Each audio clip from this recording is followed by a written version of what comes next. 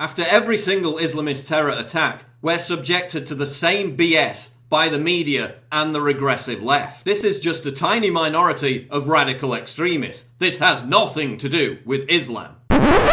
There's no such thing as moderate Islam. Islam is a violent, intolerant religion which, in its current form, has no place whatsoever in liberal Western democracies. Note how soccer fans in England impeccably observed a minute's silence in honour of the victims of the Paris massacre.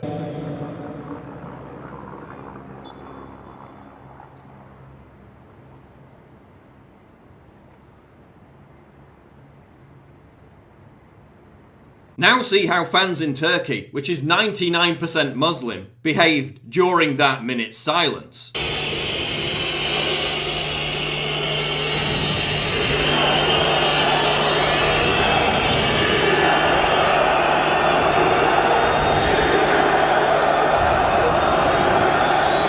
Same thing in Azerbaijan, which is 95% Muslim.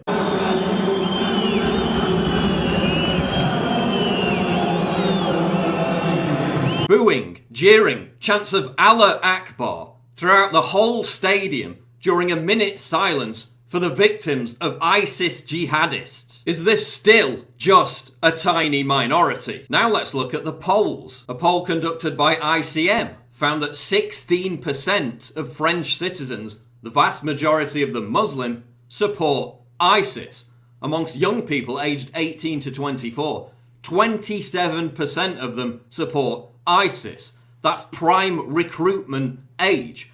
A survey conducted by Al Jazeera Arabic Television, whose audience mainly consists of Sunni Muslims living in the Arab world, found that 81% of respondents supported ISIS. Are we still going to pretend that this is just a tiny minority? A poll by the Arab Center for Research and Policy Studies found that even 13% of Syrian refugees who are supposedly fleeing from ISIS had a positive view of ISIS, and hundreds of thousands of them are pouring into the West, including some of the terrorists involved in the Paris massacre. Let's look at some more polls. The vast majority of Muslims in Africa, the Middle East, Southeast Asia and South Asia support making Sharia law the law of the land. The clear majority of Muslims in South Asia and the Middle East support stoning women to death for the crime of adultery.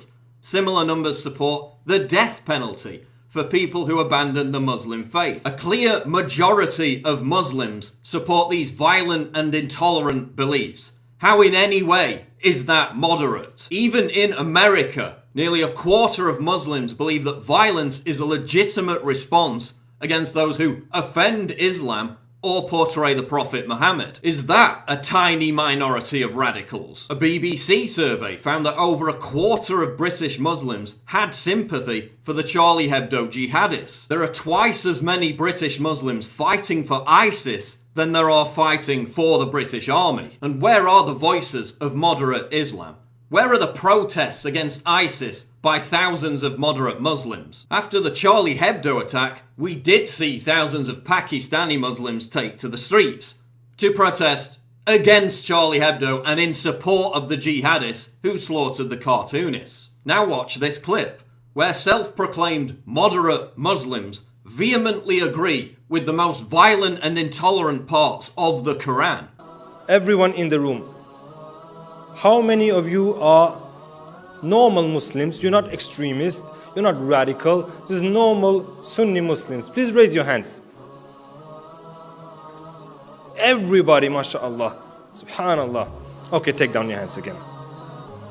How many of you agree that men and women should sit separate? Please raise your hands. Everyone agree. Everyone agree. Brothers and sisters. Subhanallah. So it's not just these radical sheikhs then. Allahu Akbar. Next question. How many of you agree that the punishments described in the Quran and the Sunnah, whether it is death, whether it is stoning for adultery, whatever it is, if it is from Allah and His Messenger, that is the best punishment ever possible for humankind, and that is what we should apply in the world. Who agrees with that? Allahu Akbar. Stoning women for adultery, executing rape victims, homophobia, segregation, all beliefs held by people who describe themselves as moderate Muslims. And of course, not every Muslim is going to strap on an AK-47 and gun down innocent people. But the notion of moderate Islam is a complete myth. By its very nature, Islam is an intolerant, radical, extremist belief system. I think the biggest misconception is that Islam is a religion of peace. Islam, of the three monotheistic religions, it's the youngest. It is not a religion of peace because it's unreformed. The problem is not radical Islam. The problem is just Islam.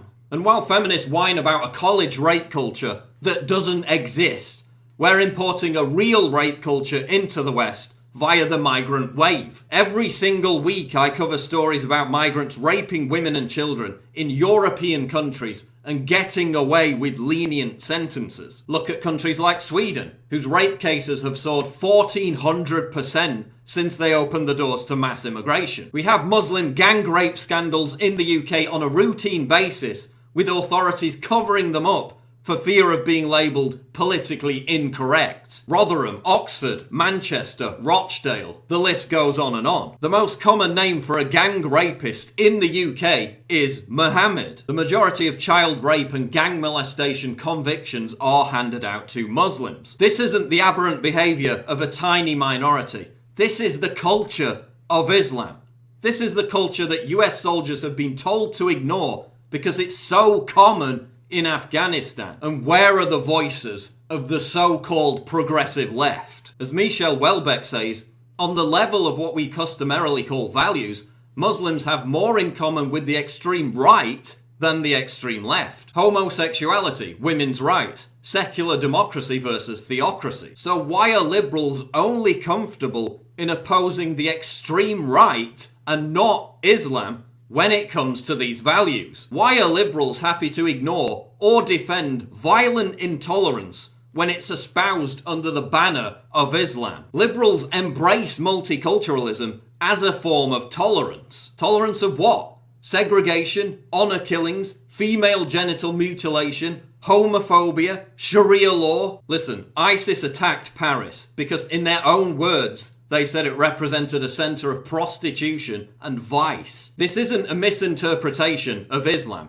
It's a directive taken straight from the Quran. Quote, "The penalty for those who strive upon earth to cause corruption is that they be killed or crucified." That's directly from the Quran. That motive isn't derived from radical Islam or a misinterpretation of the Quran. It's derived from Islam itself, directly from the same book read, preached and practiced by 1.5 billion Muslims. Until we acknowledge that Islam is a retrograde 7th century religion, which, like Christianity in the 1500s, needs a massive reformation if it's to be compatible with Western liberal democracies, the toxic ideology that drives ISIS will never be defeated. There's nothing you can do or any other non-Muslim can do to tweak the theology.